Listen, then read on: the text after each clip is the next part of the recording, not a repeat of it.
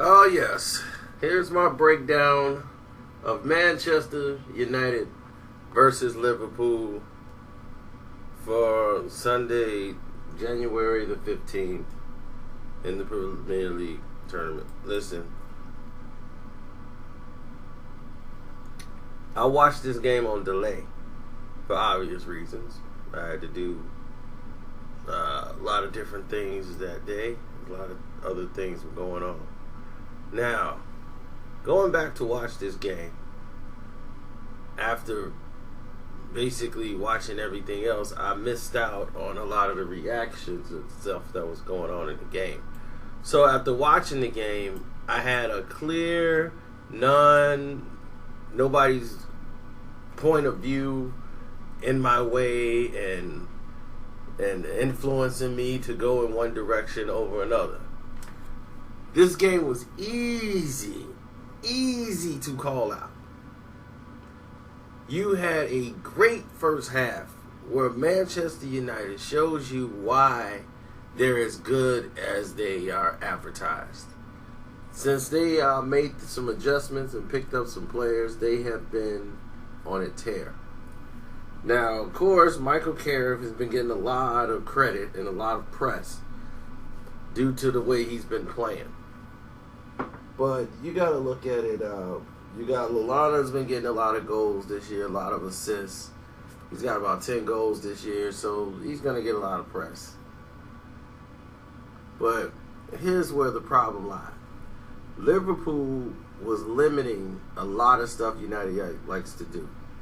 They wouldn't let them get a lot of touches early on to set up anything because they have a lot of speed. That was forcing Michael Carrick to get out of character and play out of position so many times on the field.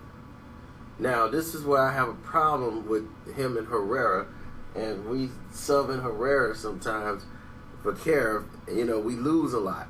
I like Herrera in the game. He's more needed to me in these situations than Carrick. Carrick got to learn how to keep that back line strong and move in from there. Henrik, I like Henrik. I like the way he plays. He knows when it's time to get down and dirty. You need him in the game. Now, Darmian, I don't like. I'm sorry. He seems to be a guy, I don't know what his problem is, but I mean, I guess he wants to be patient and yeah, but listen, it becomes a time where you have to be more physical and more direct, and some people like to control the pace of the game, and Liverpool did that in the first half, I thought. But Manchester United have their opportunities when they do their touch and goes, like when they get the ball, pass, get it, pass. When they was doing the touch and go, they had more opportunities for success. And I think in the first half, they really wanted to fill out what was going on the field as far as what was happening with this player, that player. They wanted to see, it's like a fill-out round if this is boxing. But I'm not happy with Mateo and the way he played the game. And the people was like, what about Paul Pogba? Paul Pogba had a bad night, but Pogba's needed. He has a very strong leg, and he's a very good passer. His problem is, and for those who are watching this that don't really follow football too much, he's kind of like a Dennis Rodman type. He cares about flashiness, hairstyles, and I'm like, who cares about what new hairstyle you got? We need to win this game. He cost us a major penalty because he couldn't get off the picks. And once he got picked, it's like he went into immediate panic. He got picked a lot of times. Sometimes he recovered, but he was in total panic mode. He lost track of the ball. He lost track of the defender. And Liverpool was just setting him up to see how he responds to that. When they go back and watch the film, you'll see how poorly he played on the pick plays. And I'm quite sure United is going to watch the film and say, if you mess up my game again, I'm going to kneecap. Now, Valencia, that's who I need in the game. See, when Valencia is in the game, or when he's out there, he's going to push. Antonio Valencia is going to push.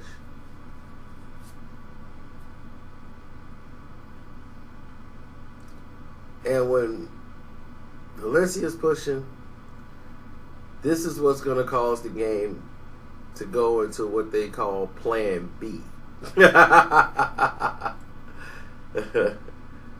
So, when Rooney came in the game, they got Fellaini coming in the game.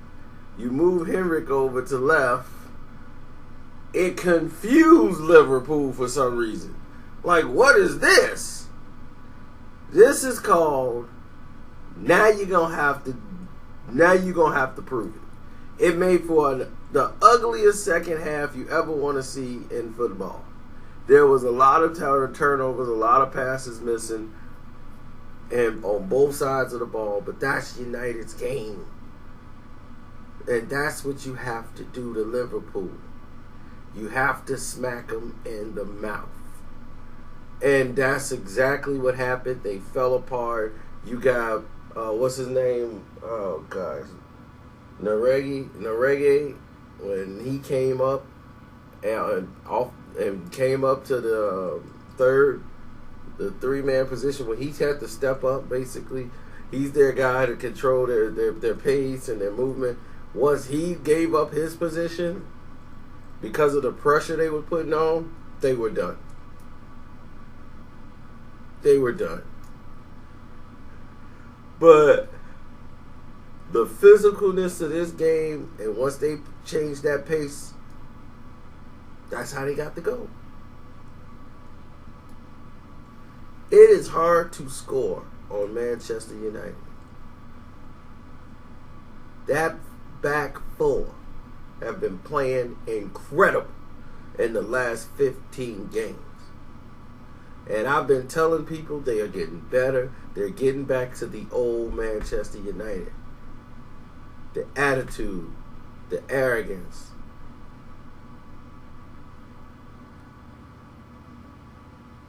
They know how to win games.